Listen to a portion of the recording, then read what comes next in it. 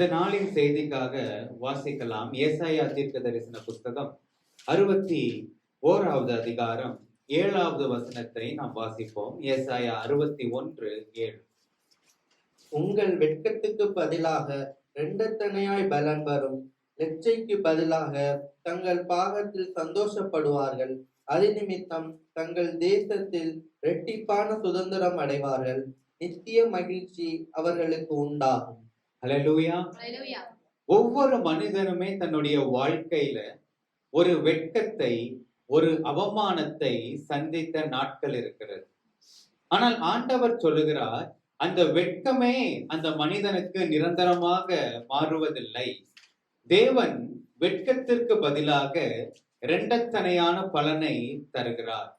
தங்களுடைய தேசத்திலே அவர்கள் தங்களுடைய சுதந்திரத்தை அவர்கள் அடைகிறார்கள். நித்திய மகிழ்ச்சி அவர்களுக்கு உண்டாயிருக்கும் என்று நாம் வாசிக்கிறோம். சாலமோன் ஞானி பிரசங்கிக்கு அவர் எழுதும் பொழுது அவர் சொல்லுகிறார், ஒவ்வொன்றுக்கும் ஒவ்வொரு காலம் இருக்கிறது. பிரசங்கி 3வது அதிகாரம் 4வது வசனத்தை நாம் வாசிக்கும் பொழுது, அழ ஒரு காலம் இருக்கிறது, நகைக்க ஒரு காலம் இருக்கிறது, புலம்ப ஒரு காலம் இருக்கிறது, நடனம் செய்ய ஒரு காலம் இருக்கிறது என்று நாம் அங்கே பார்க்கிறோம். தாவீதனுடைய வாழ்க்கையை நாம் பார்க்கும் பொழுது, தாவீது உரியாவினுடைய மனைவியின் இடத்துல ஒரு குழந்தையை பெறும் பொழுது அவர் மிகவும் அழுதார். அதே வேளையில அவர் சாலமோனை அவர் பெற்றெடுத்த பொழுது அவர் நகைத்தார். இஸ்ரவேலின் ஜனங்களை நாம் பார்க்கும் பொழுது, அவர்கள் எகிப்திலே அடிமையா இருக்கும் பொழுது அவர்கள் புலம்பலை பாடினார்கள். ஆனால் அதே இஸ்ரவேல் ஜனங்களை பிதாவாகிய தேவன் அவர்களை விடுதலை பண்ணி கொண்டு வந்த பொழுது செங்கடலின் ஓரத்திலே அவர்கள் விடுதலையின் நடனம் பண்ணினார்கள் என்று நாம் பார்க்கிறோம். அல்லேலூயா. ஆக நம்முடைய வாழ்க்கையிலே ஒவ்வொன்றுக்கும் ஒவ்வொரு காலங்கள் இருக்கிறது. நாம் தாழ்வின் காலங்களை நாம் ஏற்றுக்கொள்ளும் பொழுது நாம் உயர்வின் காலங்களை நாம் பெற்றுக்கொள்ளுவோம். பிறர் பேசுகிற ஏளனமான வார்த்தையை, அந்த காலங்களை நாம் சகிக்கும் பொழுது தேவனாலே கனப்படுத்தப்படும் காலங்களுக்கு நம்மை தகுதி உள்ளவர்களாய் நாம் மாற்றிக் கொள்ளுகிறோம். அல்லேலூயா. சங்கீதங்களின் புஸ்தகம் 31வது சங்கீதம் 11 12 வசனங்களை வாசிப்போம். என் சத்துருக்கள் ஆகிய யாவர்களின் நிமித்தமும் நான் என் அயலாருக்கு நிந்தையும் எனக்கு அறிமுகமானவர்களுக்கு அருக்கழிப்பும் ஆனேன். வீதியிலே என்னை கண்டவர்கள் எனக்கு விலகி ஓடி போனார்கள். செத்தவனை போல எல்லாராலும் முழுவதும் மறக்கப்பட்டேன். உடைந்த பாத்திரத்தை போலானேன். சங்கீதக்காரர் தாவீது அவர் ஏதோ ஒரு வியாதியிலே அவர் அவதிப்பட்டு கொண்டிருக்கலாம். அப்பொழுது அவர் நினைக்கிறார், அந்த வியாதி வருவதற்கு முன்பாக அவர் மகிழ்ச்சியாக இருந்த நாட்களை அவர் நினைத்து பார்க்கிறார். இன்றைக்கு நாமும் கூட சில கடினமான சில பாதைகளுக்குள்ளாக போகும் பொழுது, சில நெருக்கத்தின் பாதைகளை சந்திக்கும் பொழுது நாமும் இப்படி நாம் நினைப்பதுண்டு. கடந்த கால நினைவுகள், அப்பொழுது நாம் எவ்வளவு மகிழ்ச்சியாக இருந்தோம், நாம் எவ்வளவு ஆனந்தமாக இருந்தோம், நாம் சந்தோஷமாக இருந்தோம் என்று கடந்த காலங்களை குறித்து நாம் நினைக்கிறோம். ஆனால் அப்படி நினைக்கும் பொழுது அது என்ன ஆகுதுன்னா, இப்பொழுது இருக்கிற நிகழ்காலத்துல நம்முடைய வலியை, நம்முடைய வேதனையை அது இன்னும் அதிகரிக்கிறது. சங்கீதக்காரரும் அப்படித்தான். அவர் ஏதோ ஒரு பலவீனத்திலே அவர் இருக்கும் பொழுது அவர் சொல்றாரு, எனக்கு இருக்கிற அயலகத்தார், எனக்கு அறிமுகமானவர்கள் எல்லாரும் என்னை ஒதுக்குகிறார்கள். அவர் ஒரு தனிமையை அவர் உணர்கிறார். ஒரு தனிமையின் நிலைமையை அவர் உணர்ந்து 12வது வசனத்தில் அவர் சொல்லுகிறார், நான் செத்தவனை போல எல்லாராலும் நான் மறக்கப்பட்டேன். இன்றைக்கு நாமும் கூட புலம்புகிறோம் இல்லையா? சில அவமானங்களை சந்திக்கும் பொழுது, நிந்தைகளை நாம் சந்திக்கும் பொழுது, பிறர் பேசுகிற ஏளனமான வார்த்தைகளை நாம் கேட்கும் பொழுது, நம்முடைய இருதயம் காயப்படும் பொழுது நாமும் இப்படி புலம்புவது உண்டு. அதே போல சங்கீதக்காரரும் தன்னுடைய வாழ்க்கையிலே அவர் புலம்புகிறார், நான் செத்தவனை போல நான் எல்லாராலும் நான் மறக்கப்பட்டேன். நான் உடைந்த பாத்திரத்தை போல் நான் ஆனேன். உள்ளமும் உடலும் உடைக்கப்பட்ட ஒரு நிலையை சங்கீதக்காரர் உணர்கிறார். நாம் யோவான் 5வது அதிகாரத்திலே ஒரு சம்பவத்தை நாம் பார்க்கிறோம். அங்கே பெதஸ்தா எனப்பட்ட குளத்தின் அருகிலே ஒரு வியாதிப்பட்ட ஒரு மனிதன் அங்கே காணப்படுகிறார். 38 வருடங்களாக அந்த மனிதன் அந்த குளத்தின் அருகே அவர் இருக்கிறார். நமக்கு தெரியாது அவர் எத்தனை வருடத்திலே அவர் அந்த குளத்தின் அருகில் அவர் வந்தார் என்று நமக்கு தெரியாது. ஆனால் நமக்கு ஒன்று தெரியும், அவர் 38 வருஷமாக எங்க இருந்தார்? அந்த குளத்திலே அவர் இருக்கிறார், குளத்தின் அருகையில் அவர் இருக்கிறார். அந்த 38 வருடங்களுக்கு முன்பதாக அவருக்கென்று ஒரு வீடு இருந்திருக்கலாம், அவருக்கென்று ஒரு குடும்பம் இருந்திருக்கலாம், அவருக்கென்று நண்பர்கள் இருந்திருக்கலாம். ஆனால் எப்பொழுது அவருக்குள்ளாக ஒரு பலவீனம் வந்ததோ, எப்பொழுது அவருக்கு ஒரு வியாதி வந்ததோ, எப்பொழுது அவருக்கு ஒரு சுகவீனம் ஏற்பட்டதோ, அவர் சொல்றாரு ஆண்டவரிடத்துல, ஆண்டவரே, இந்த குளம் கலக்கப்படும் பொழுது நான் என்னை கொண்டு போய் அந்த குளத்துல இறக்கி விடுவதற்கு எனக்கு ஆள் இல்லை. நான் ஒருவேளை நான் பிரயாசப்பட்டு நான் போனாலும் எனக்கு முந்தி வேறொருவன் இறங்கி அவன் சுகத்தை பெற்றுக் கொள்ளுகிறான். அவனுடைய நண்பர்கள் அவனை மறந்து விட்டார்கள், அவனுடைய உறவினர்கள் அவனை மறந்து விட்டார்கள், அவனுடைய அயலகத்தார் அவனை மறந்து விட்டார்கள். 38 வருடம் ஒரு தனிமையின் நிலைமையிலே அந்த மனிதன் இருக்கிறான். ஆனால் யார் மறந்தாலும் இயேசு நம்மை மறப்பதில்லை. அல்லேலூயா. அங்கே நாம் வசனத்திலே நாம் வாசிக்கும் பொழுது 38 வருடம் படுத்திருந்த அவனை தேடி இயேசு போனார். அல்லேலூயா. அவருக்கு ஆண்டவர் ஒரு சுகத்தை தேவன் தந்தார். தாவீது ராஜாவும் அப்படித்தான் அவர் சொல்லுகிறார், நான் செத்தவனை போல நான் மாறினேன், நான் எல்லாராலும் நான் மறக்கப்பட்டேன் என்று அவர் சொல்லுகிறார். ஆனாலும் அவருக்குள்ளாக ஒரு நம்பிக்கை இருந்தது, அவருக்குள்ளாக ஒரு விசுவாசம் இருந்தது. வாசிக்கலாம், சங்கீதம் 27வது அதிகாரம் 6வது வசனத்தை நாம் வாசிப்போம். இப்பொழுது என் தலை என்னை சுற்றிலும் இருக்கிற என் சத்துருக்களுக்கு மேலாக உயர்த்தப்படும்.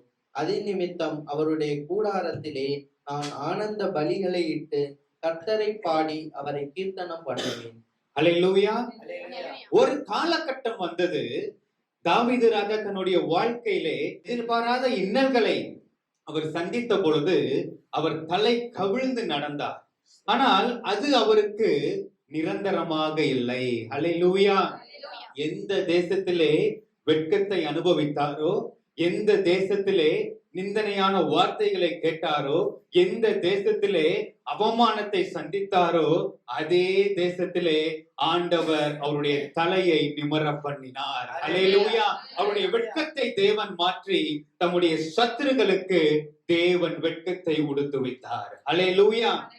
நம்முடைய வாழ்க்கையில வருகிற சில குறைவுகள், சில கஷ்டங்கள், சில தோல்விகள், சில அவமானங்கள், அது ஒருவேளை நம்மை பிறருக்கு முன்பாக நம்மை அவமானப்படுத்தி இருக்கலாம், அல்லது பிறருக்கு முன்பாக அது நம்மை காயப்படுத்தி இருக்கலாம். ஆனால் அது நமக்கு நிரந்தரம் அல்ல. ஆண்டவர் சொல்லுகிறார், உங்கள் வெட்கத்திற்கு பதிலாக இரண்டத்தனையான பலனை தருவேன். அல்லேலூயா. அல்லேலூயா. அப்ப முதலாவது ஆண்டவர் யாருக்கு அவர் வெட்கத்தை எடுத்து போடுகிறார் அப்படின்னா, முதலாவது தேவன் தமது ஜனத்தை வெட்கப்பட விட மாட்டார். முதலாவது தேவன் தமது ஜனத்தை வெட்கப்பட விட மாட்டார். அல்லேலூயா.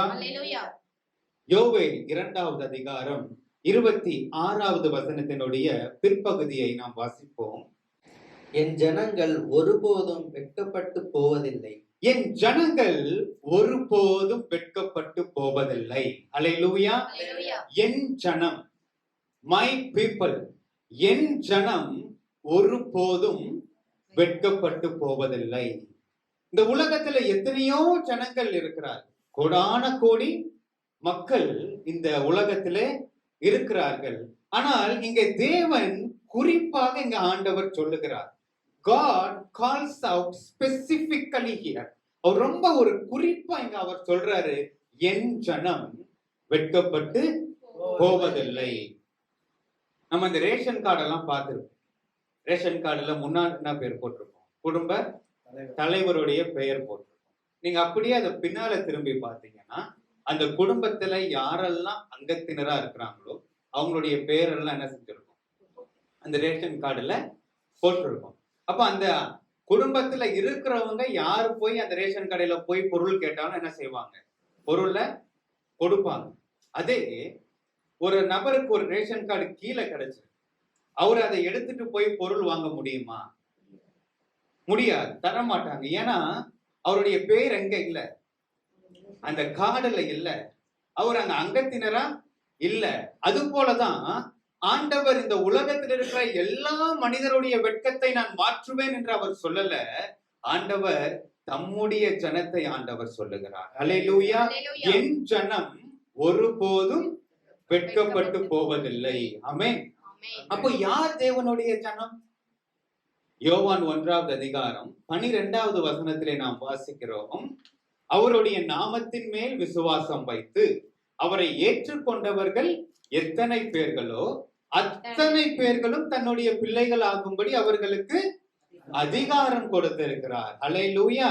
அப்ப ஆண்டவராகிய இயேசுவை விசுவாசித்து ஆண்டவராகிய இயேசு கிறிஸ்துவை தன்னுடைய வாழ்க்கையிலே சொந்த இரட்சகராக ஏற்றுக்கொண்ட எல்லாரும் தேவனுடைய பிள்ளைகளாய் இருக்கிறோம்.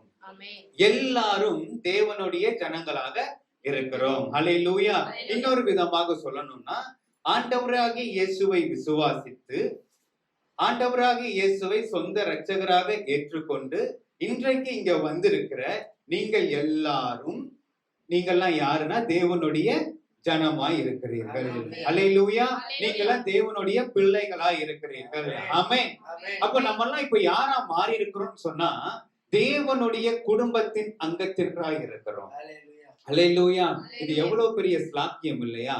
தேவனுடைய குடும்பத்துல அங்கத்தினராய் இருக்கிறோம். தேவன் எப்படிப்பட்டவர்?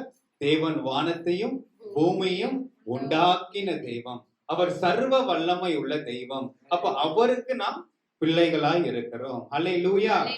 அங்க நம்முடைய வாழ்க்கையில சில காரியங்கள் நமக்கு வெட்கமாக, சில காரியங்கள் நமக்கு நிந்தையாக, சில காரியங்கள் நமக்கு அவமானமாக தோன்றலாம். நம்மை சுற்றி நடக்கிற எல்லா காரியங்களை வைத்து நாம் பார்க்கும் பொழுது நம்மை வெட்கப்படுத்துகிறதாகவே கூட சில நேரங்களிலே தோன்றலாம். நாம் தானியேலுடைய வாழ்க்கையில நாம் பார்ப்போம் என்று சொன்னால், தானியேல் அவர் எப்பொழுதும் தேவனை ஆராதிக்கிற ஒரு மனுஷன். அவர் எப்பொழுதுமே தேவனிடத்திலே ஜெபிக்கிற ஒரு மனிதன் இந்த தானியேல்.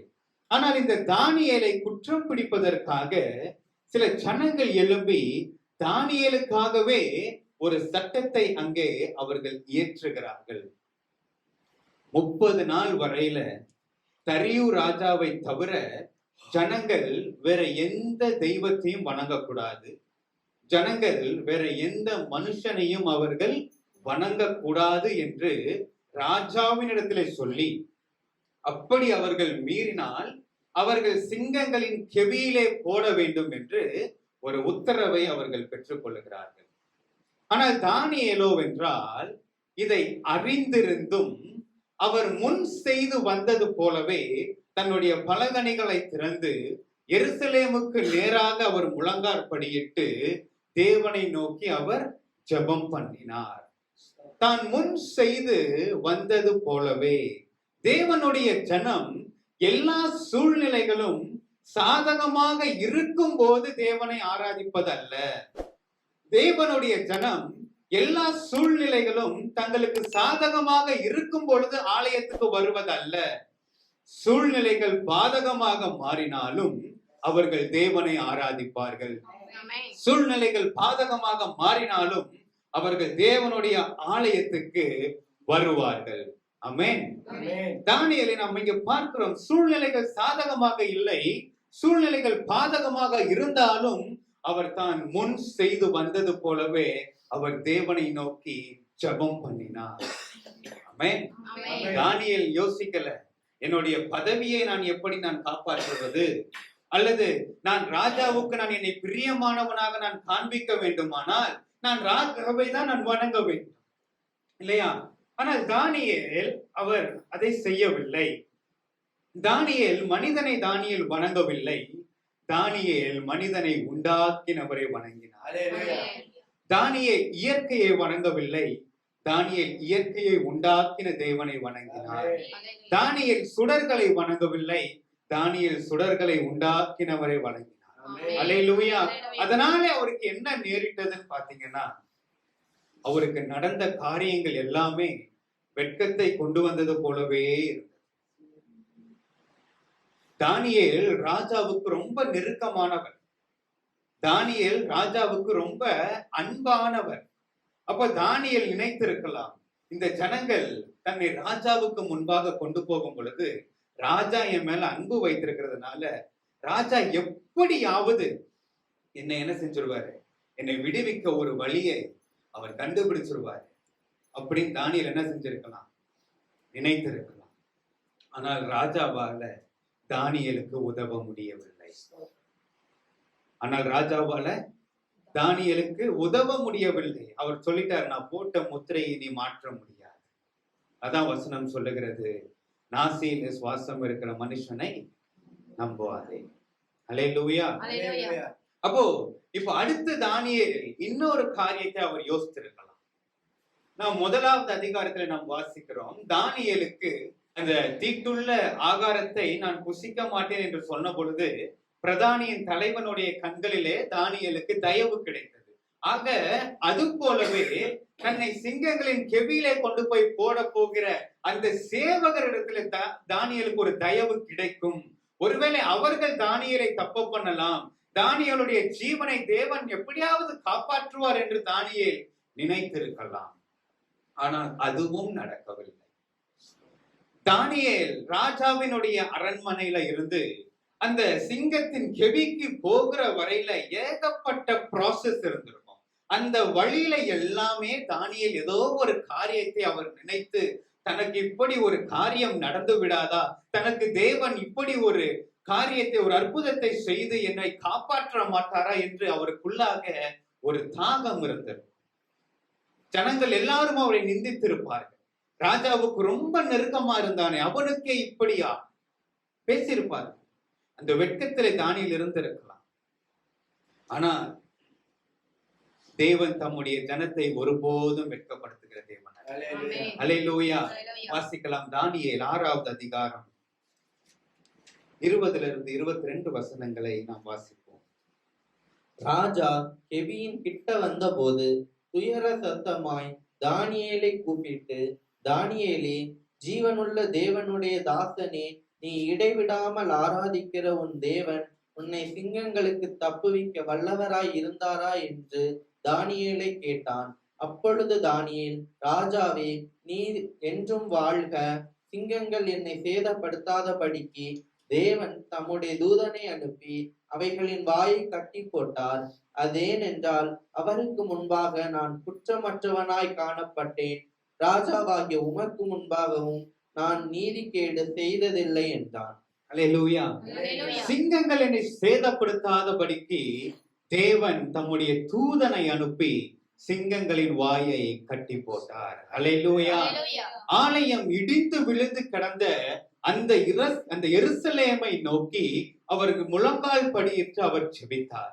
சங்கீதம் 34வது அதிகாரம் 5வது வசனத்திலே நாம் வாசிக்கிறோம், அவர்கள் அவரை நோக்கி பார்த்து பிரகாசம் அடைந்தார்கள், அவர்கள் முகங்கள் வெட்கப்பட்டு போகவில்லை. அல்லேலூயா.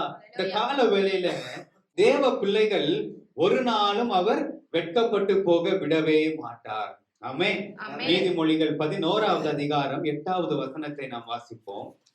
நீதிமான் இக்கட்டில் நின்று விடுவிக்கப்படுவான், அவன் இருந்த இடத்திலே துன்மார்க்கன் வருவான். ஆமென். நீதிமான் இக்கட்டிலிருந்து விடுவிக்கப்படுவான், அவன் இருந்த இடத்துல யார் வருவானா, துன்மார்க்கன் வருவான். யாரெல்லாம் தானியேலை அழிக்கணும் என்று நினைத்தார்களோ, யாரெல்லாம் தானியேலை அவர்கள் அவமானப்படுத்தணும், அவனை கொலை செய்யணும் என்று நினைத்தார்களோ, அவர்களையும் அவர்கள் குடும்பத்தையும் இப்ப என்ன செஞ்சாங்கன்னா அந்த சிங்கங்களின் கெபியிலே கொண்டு வந்து போட்டார்கள். அங்கே சிங்கம் பீறி அவர்களை கொன்று போட்டது என்று நாம் பார்க்கிறோம். அல்லேலூயா. தேவன் தானியேலின் வெட்கத்தை மாற்றினார். அல்லேலூயா. மற்ற ஜனங்களுடைய நிந்தனை, அந்த பேச்சுக்கள் எல்லாவற்றையும் தேவன் மாற்றி போட்டார். அல்லேலூயா. இன்றைக்கு தேவனுடைய பிள்ளைகளுடைய வாழ்க்கையிலே சில காரியங்கள் உங்களுக்கு சாதகமாக இல்லாமல் இருக்கலாம். உங்கள் தனிப்பட்ட வாழ்க்கையிலே, உங்கள் குடும்பத்திலே, உங்களுடைய வேலை ஸ்தலத்திலே, அல்லது ஒரு பலவீனத்திலே, இப்படி ஏதோ ஒரு காரியம் உங்களுக்கு சாதகமாகவே இல்லாதது போல இருக்கலாம். ஆனால் ஆண்டவர் சூழ்நிலைகளை தலைகீழாக மாறு பண்ணுகிற தெய்வம். அல்லேலூயா. உங்களுடைய சூழ்நிலை, உங்களுடைய வெட்கம், உங்களுடைய நிந்தை, உங்களுடைய அவமானம் அது அப்படியே இருந்து போவதல்ல. ஒரு நாள் வரும், தேவன் உங்களுடைய வெட்கத்தை தேவன் மாற்றி போடுவார். அல்லேலூயா.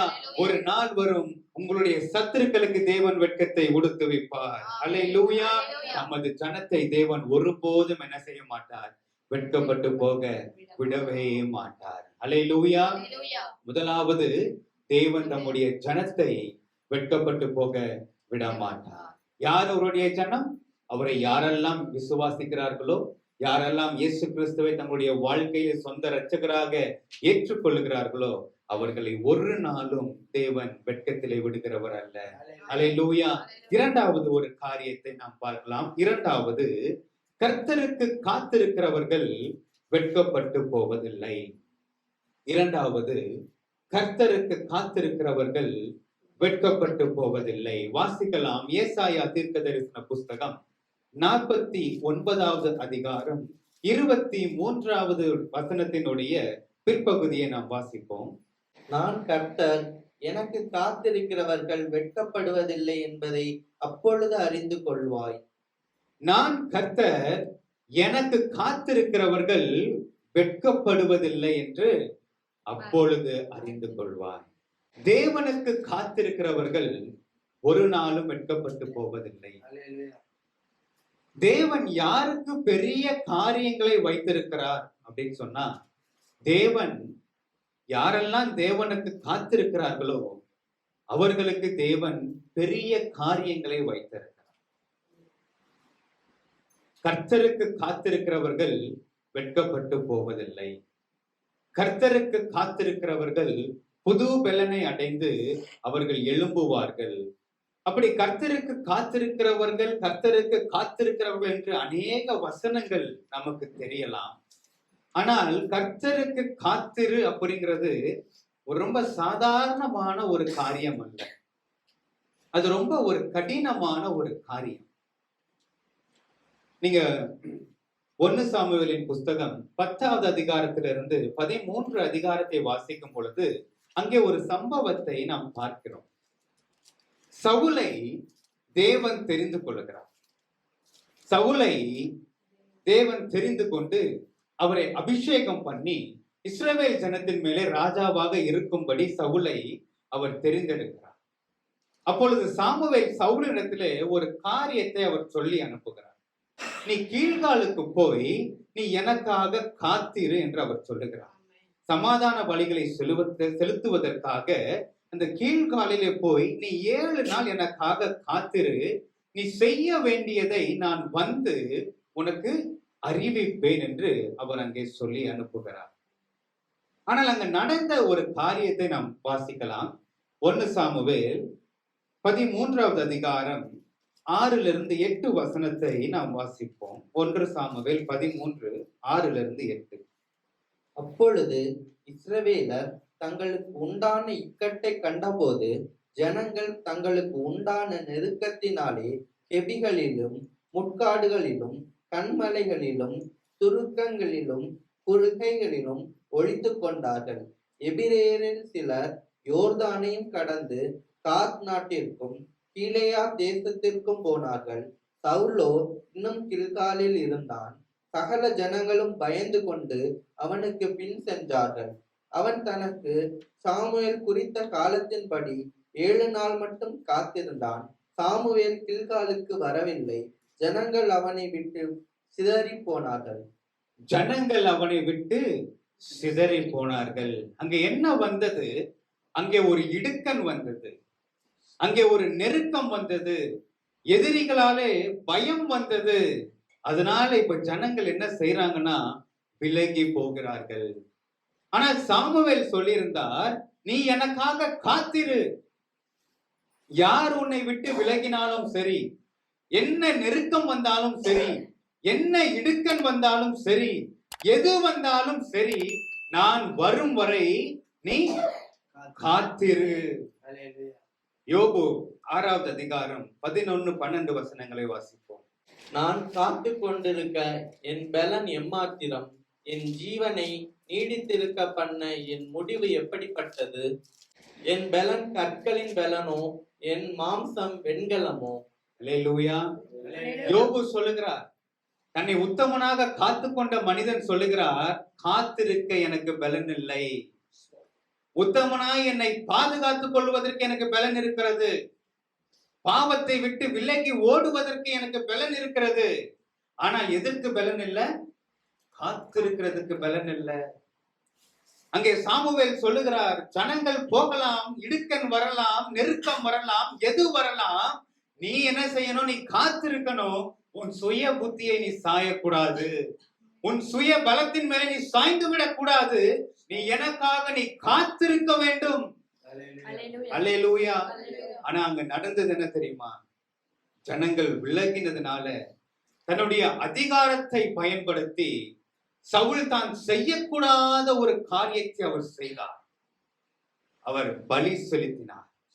அங்கே நாம் வாசிக்கிறோம், அவர் பலி செலுத்தி முடித்தவுடன் சாமுவேல் அங்கே வந்தார்.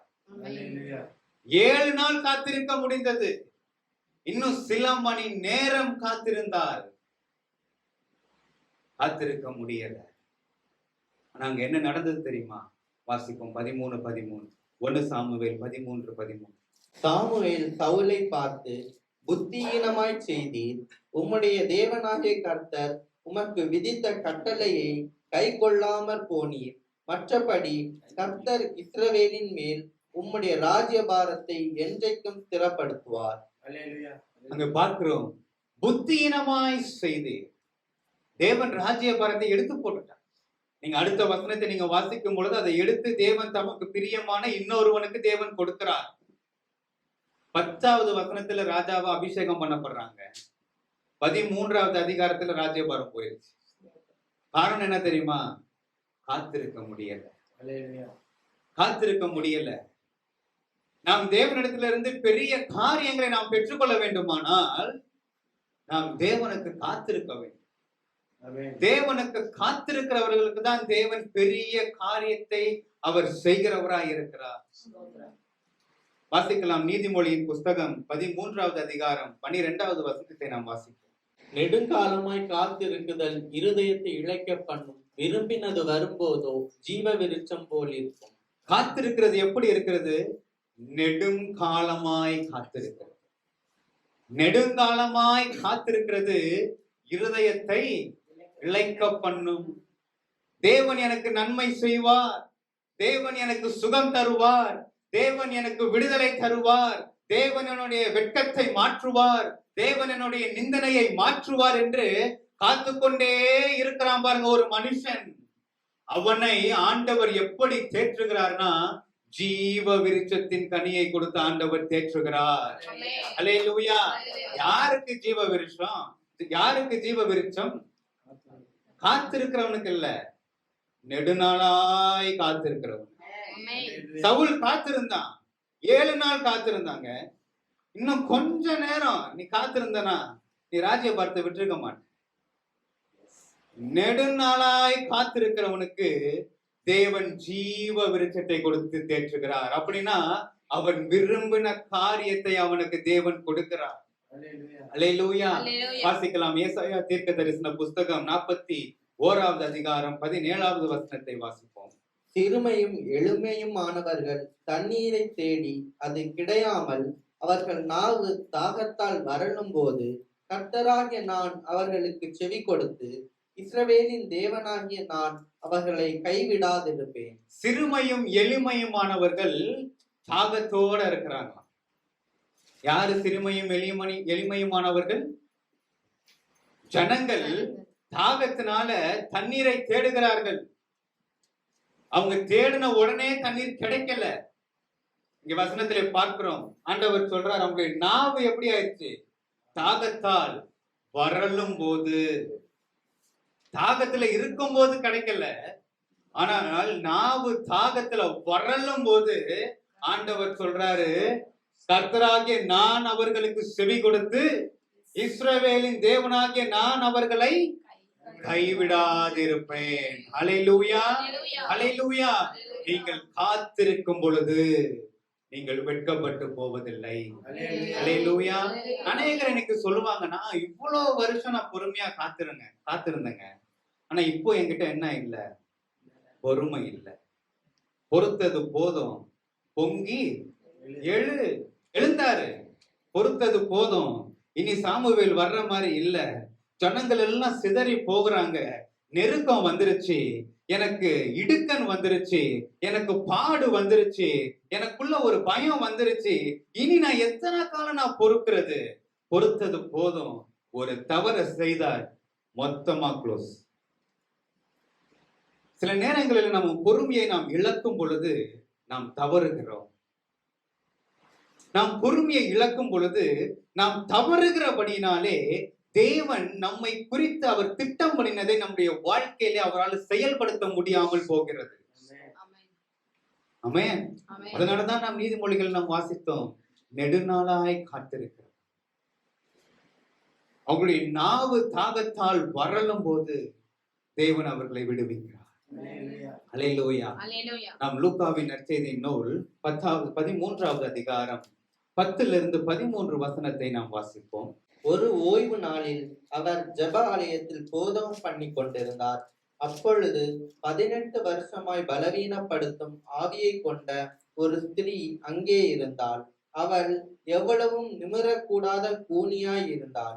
இயேசு அவளை கண்டு தம்மிடத்தில் அழைத்து, ஸ்திரீயே, உன் பலவீனத்தில் நின்று விடுதலையாக்கப்பட்டாய் என்று சொல்லி அவள் மேல் தமது கைகளை வைத்தார்.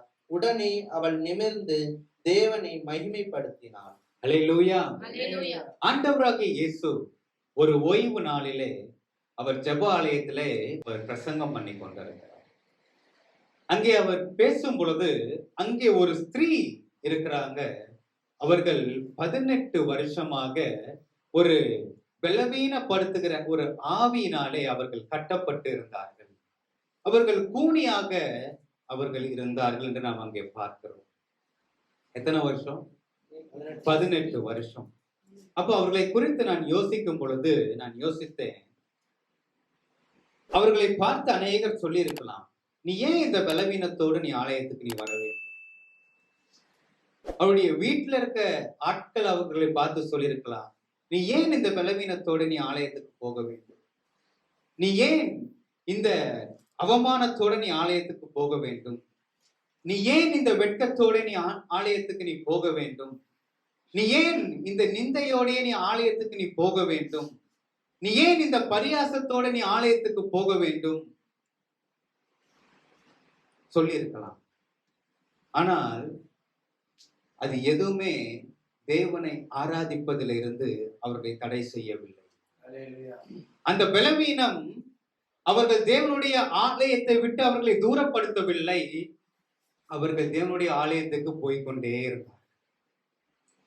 அவர்கள் அந்த 18 வருஷமாக தேவனை ஆராதித்துக் கொண்டே இருந்தார்கள். அவர்கள் என்ன நினைத்து ஆராதித்தார்களோ அது தெரியாது. ஒரு நாள் இயேசுவே வந்து அந்த ஆலயத்துல பிரசங்கம் பண்ணினார். அல்லேலூயா. ஒரு நாள் ரட்சிக்கிற மேசியாவே அந்த ஆலயத்துல வந்து அவர் பிரசங்கம் பண்ணுகிறார். அப்பொழுது அந்த ஸ்திரீயை அவர் பார்த்து அவர் அழைக்கிறார். அழைத்து, ஸ்திரீயே, அவள் மேலே கைகளை வைத்து, உன் பலவீனத்திலிருந்து நீ விடுதலையாக்கப்பட்டாய் என்று சொல்லி ஒரு அற்புத சுகத்தை தேவன் தந்தார். அல்லேலூயா. அவள் அப்படியே கூன் நிமிர்ந்து தேவனை மகிமைப்படுத்தினார். அவருடைய வெட்கத்தை தேவன் மாற்றி போட்டார். அல்லேலூயா. ஒருவேளை இந்த ஸ்திரீயை போலவே இன்றைக்கு அநேகர் எத்தனையோ ஆண்டுகளாக நான் ஜெபித்துக் கொண்டிருக்கிறேன். ஒரு சுகத்துக்காக நான் ஜெபிக்கிறேன். என்னுடைய வாழ்க்கையில ஒரு நன்மை உண்டாக வேண்டும் என்று நான் ஜெபிக்கிறேன்.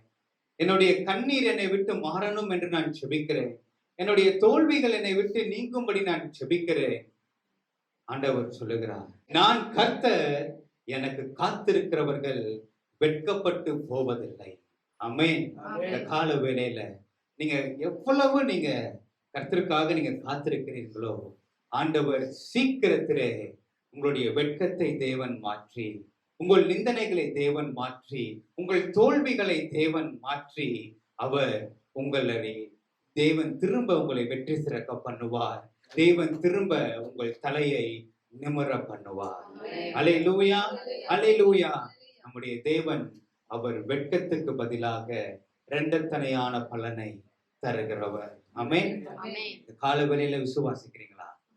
நாம் 2 காரியங்களை குறித்து நாம் பார்த்தோம். முதலாவது, தேவனுடைய ஜனம் ஒருபோதும் வெட்கப்பட்டு போவதில்லை.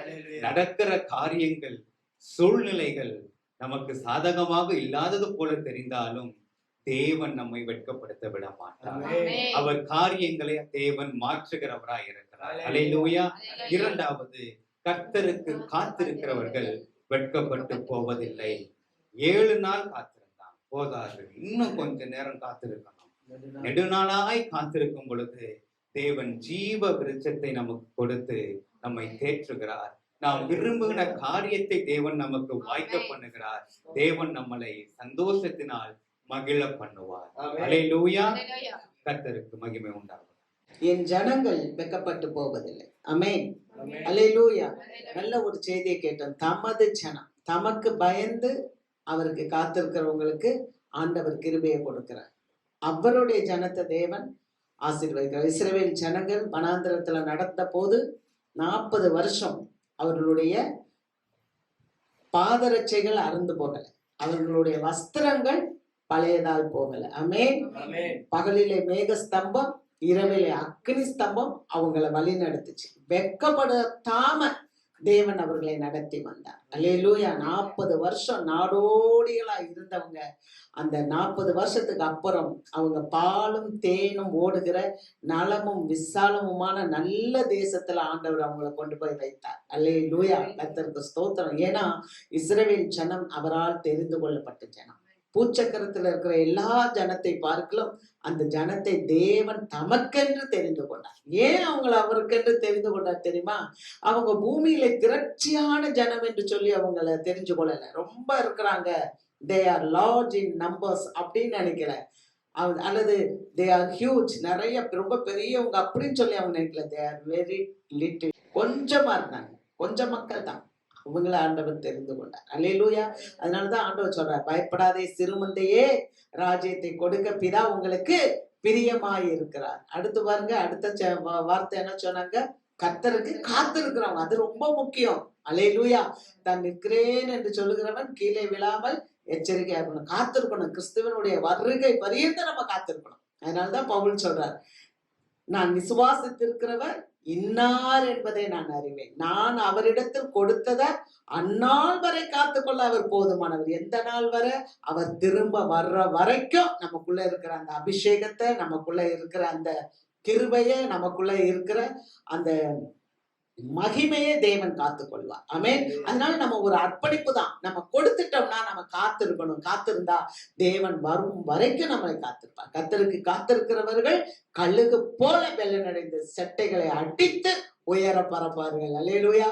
நம்ம கர்த்தருக்காக காத்துட்டே இருக்க போறோம். திடீர்னு ஒரு ராப்சர் வரப்போது கர்த்தனை நம்மளை அப்படியே செட்டைகளை அடித்து நம்ம மேல போறோம். ஆமென். அல்லேலூயா. சோ காத்திருக்கிறவர்கள் பாக்கியவர்கள். அவசரப்பற்றக்கூடாது. சவுல் ராஜா மாதிரி அவசரப்பற்றக்கூடாது. ஏன்னா சாமுவேல் 7 நாள்ல நான் வருவேனாரே, 7 நாள் ஆயிடுச்சு, பரவாயில்ல. தொடர்ந்து அவங்க காத்திருக்கும் போது அந்த அம்மா பாத்தீங்களா, அந்த கூனி, அவங்க 18 வருஷமா சாத்தானுடைய கட்டில கட்டப்பட்டிருந்தாங்க. ஆனா ஒரு நாள் அந்த இடத்துல ஆண்டவராகிய இயேசு கிறிஸ்து வந்து பிரசங்கம் பண்ணும்போது அந்த அம்மாவை பார்த்து, நீ உன்னுடைய கூனில இருந்து நிமிரு அப்படின்னு சொல்லும் போது எல்லாரும் அப்படியே பாக்குறாங்க. ஆனா ஆண்டவர் சொல்றார், 18 வருஷமா சாத்தானுடைய கட்டில கட்டப்பட்டு இருக்கிற இவளும் ஆபிரகாமுடைய குமாரத்தியா இருக்கிறாளே. அல்லேலூயா. ஒரு ஆபிரகாமின் குமாரத்தி, அவள் சாதாரண ஆள் இல்ல இல்லையா? ஆண்டவர் வந்து ஆபிரகாமை ஆசீர்வதித்தார். நம்முடைய முற்பிதா ஆபிரகாம். அப்படிப்பட்ட அந்த ஆபிரகாமுடைய குமாரத்திக்கு ஒரு கட்டு இருந்தது. ஆனாலும் அந்த கட்டை அவள் பொருட்படுத்தாமல் தேவாலயத்துல வந்து தேவனை அவள் ஆராதித்தது நிமித்தமாக ஒரு நாள் அவளுடைய கட்டு அருந்தது, அவள் நிமிர்ந்தாள். அல்லேலூயா. அவள் கூனி நிமிர்ந்து பார்க்க ஆரம்பிச்சது. ஆமென். இந்த கால வேளையில அருமையான தெய்வ மக்களே, நீங்க எந்த சூழ்நிலையில கூனி குறுகி உங்களுடைய வாழ்க்கையில ஒருவேளை சுகவீனமோ, பலவீனமோ, பணப்பற்றாக்குறையோ, அல்லது கடன் பிரச்சனையோ, தோல்விகளோ, ஏமாற்றங்களோ, சஞ்சலங்களோ, எதுவாக இருந்தாலும் கூணலை நிமிரச் செய்கிற தேவன். உங்களுடைய வெட்கத்தை அவர் மாற்றுகிற தேவன். அல்லேலூயா. உங்களுக்கு இரட்டத்தனையான பலன் வரும் என்று சொல்லி, அல்லேலூயா. உங்க லட்சையை தேவன் மாற்றி போடுவேன் என்று சொன்னார். ஆமென். ஆகவே நீங்க நல்ல தைரியமா இருங்க, சந்தோஷமா இருங்க. கிறிஸ்துவனுடைய வருகையை நீங்க எதிர்பார்த்து கொண்டு இருங்க. உங்கள் துக்கம் சந்தோஷமாய் மாறும். ஆமென். நாம் எழுந்திருப்போம்.